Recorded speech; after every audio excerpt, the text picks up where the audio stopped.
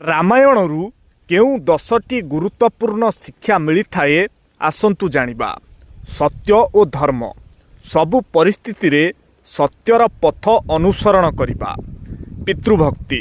ବାପା ମାଙ୍କ ବଚନ ଓ ସମ୍ମାନକୁ ସର୍ବାଗ୍ରେ ରଖିବା। ଭ୍ରାତୃପ୍ରେମ।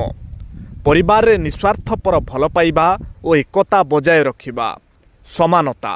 ଜାତି ଧର୍ମ ନିର୍ବିଶେଷରେ ସମସ୍ତଙ୍କୁ ଶ୍ରଦ୍ଧା ଓ ସମ୍ମାନ ଦେବା।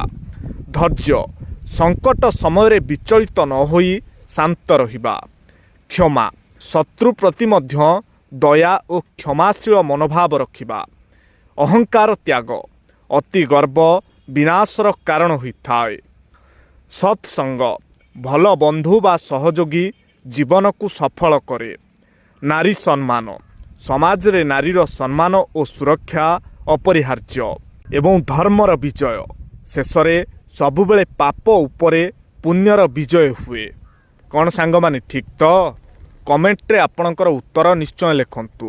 ଆଉ ଯଦି ଭିଡ଼ିଓଟି ଆପଣଙ୍କୁ ଭଲ ଲାଗିଥାଏ ତାହେଲେ ଗୋଟିଏ ସେୟାର କରିବାକୁ ଜମାରୁ ବି ଭୁଲିବେ ନାହିଁ।